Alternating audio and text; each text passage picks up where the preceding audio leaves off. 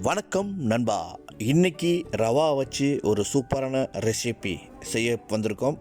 இந்த ரவா வச்சு சூப்பரான ரெசிபி செஞ்சுருக்கிறோம். வாங்க வீடியோக்குள் போகலாம். இந்த வீடியோவை ஃபுல்லாக ஸ்கிப் பண்ணாமல் பாருங்கள், அப்போ தான் உங்களுக்கு புரியும். வீடியோவை இப்போ தான் முதல் தடவை பார்க்குறீங்களா? மறக்காமல் சப்ஸ்கிரைப் பண்ணுங்கள். பக்கத்தில் உள்ள பெல் பட்டனையும் கிளிக் செய்யுங்க. நம்ம போடுற வீடியோ அனைத்து வீடியோ உங்களுக்கு நோட்டிஃபிகேஷனாக வந்து சேரும். மேலும் உங்கள் வீடியோவை மற்றவங்களுக்கும் ஷேர் பண்ணுங்கள். உங்கள் ஃப்ரெண்ட்ஸு உங்கள் வீடியோ ரொம்ப பிடிச்சிருந்தா லைக் பண்ணுங்கள்.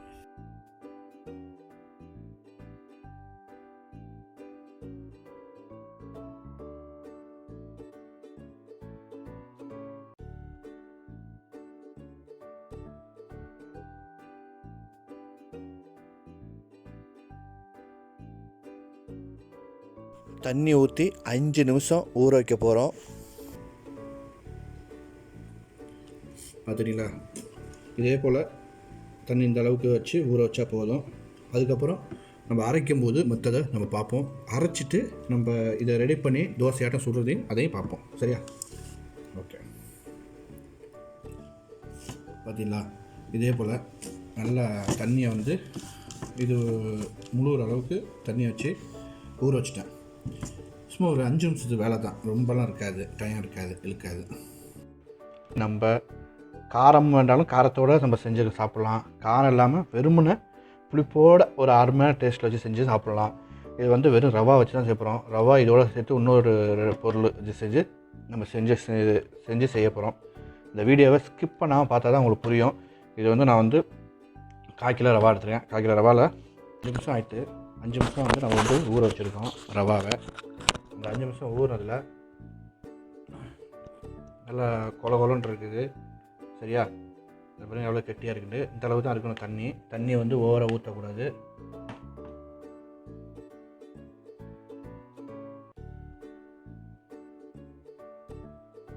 தண்ணி ஓவராக ஊற்றினா உங்களுக்கு வந்து ரவா வந்து இதே போல் இருக்கணும். சரியா?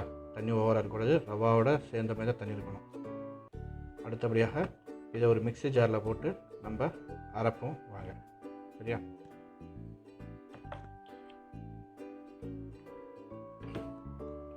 இதோட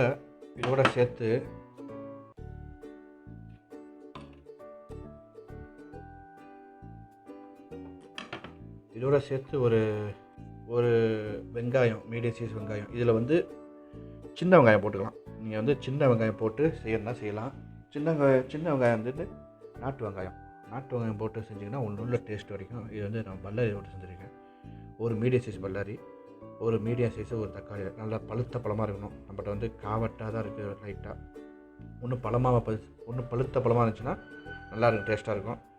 அப்புறம் நான் சும்மா சின்ன துண்டு, இவ்வளோ பெரிய துண்டில் ஒரு சொட்டு இஞ்சி சேர்த்துருக்குறேன். அதுக்கப்புறம் தயிர் ஒரு 2 ஸ்பூனு தயிர், அவ்வளோதான். இதை 4 5 சேர்த்து நம்ம அரைச்சே கொண்டு வந்து காமிக்கிறோம் உங்களுக்கு. சரியா? இது எல்லாத்தையும் மிக்ஸி ஜாரில் போட்டு நம்ம அரைச்சிடுவோம். ரவாவை போட்டாச்சு.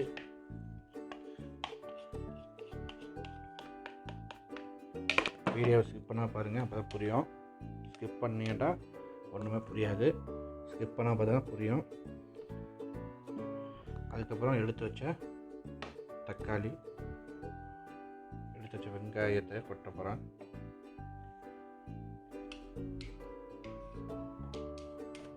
அதுக்கப்புறம் தக்காளி,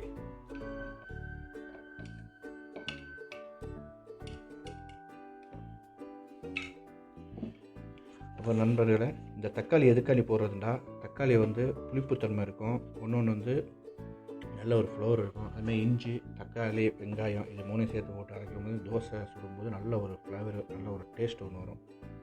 ஒரு வாடை, நல்ல ஒரு வாடை. இன்னொன்று வந்து தக்காளி பொறுத்தளவுக்கு நல்ல பழமாக எடுத்துருச்சுங்க. சரியா? இதில் வந்து தண்ணி ஊற்றவே கூடாது. மறுபடியும் சொல்கிறேன், தண்ணி ஊற்றவே கூடாது. தண்ணி ஊற்றாமல் தான் இந்த தக்காளியோட தண்ணியும் வெங்காயத்தோட தண்ணியும் சேர்ந்து நல்ல மாவு பதத்துக்கு வந்துடும். இதை வந்து நம்ம அரைச்சிட்டு அதுக்கப்புறம் நம்ம பார்ப்போம். சரியா? வாங்க.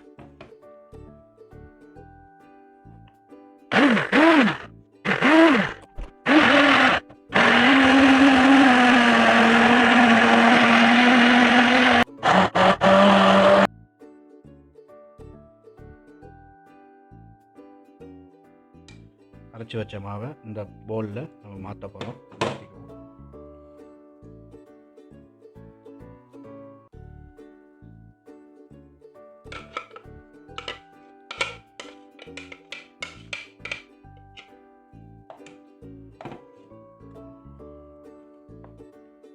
பார்த்தீங்களா?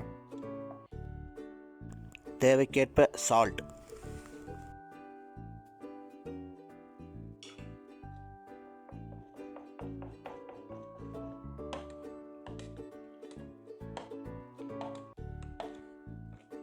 இது வெள்ளையாக இருக்குது மாவு, சரியா?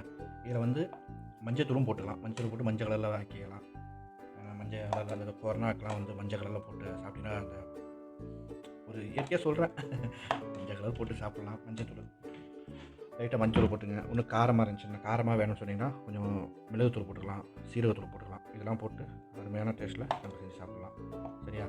வாங்க அடுத்தது நம்ம தோசை சட்டியில் ஊற்றுறதை பார்ப்போம்.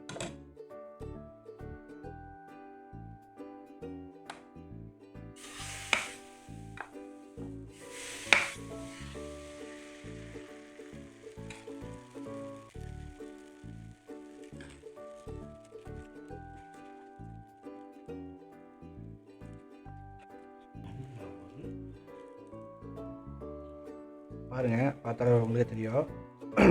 பாருங்கள், உங்களுக்கே தெரியுது. இந்த பவுல்ஸாக வருதுல்ல, அழகாக தோசை எப்படி வருதோ அதே போய் பவுல்ஸ் வரும். செமையாக இருக்கும் டேஸ்ட்டு. அது சாப்பிட்டு பார்த்தீங்கன்னா நல்லா டேஸ்ட் நல்லாயிருக்கும். இதே போல் நீங்கள் வீட்டில் செஞ்சு பார்த்துட்டு சாப்பிட்டு பாருங்கள், சரியா?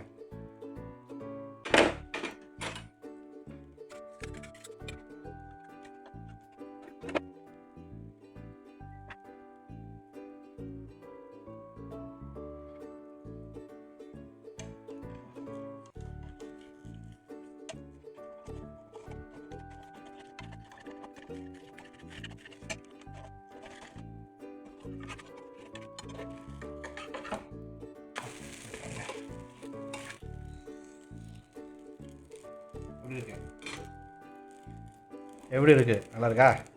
செம்மையாக இருக்கும். ஈஸியாக வரும். சட்டியில் ஊற்றி லைட்டாக எண்ணெய் திருவி சட்டியில் ஊற்றினீங்கன்னா எடுக்கும்போது ஸ்மூத்தாக இருக்கும். சாப்பிட்டு பாருங்கள். சாப்பிட்டு பார்த்தீங்கன்னா சும்மா வாயில் வச்சா அப்படியே எப்படி போகணுன்னு தெரியாது. உள்ள என்னடா இப்படிலாம் சொல்கிறானே, திண்ட வருகை எப்படி இருக்க போகுன்னு தெரியலங்கிறீங்களா? ஒன்றும் பிரச்சனை இல்லை. நீங்கள் திண்டுட்டு நீங்கள் செஞ்சு சாப்பிட்டுட்டு எனக்கு கமெண்ட் பாக்ஸில் கமெண்ட் சொல்லுங்கள், நல்லா இருக்கா இல்லையாண்டு. நீங்கள் சொல்கிற கமெண்டில் தான், ஆமாம் கமெண்டில் தான்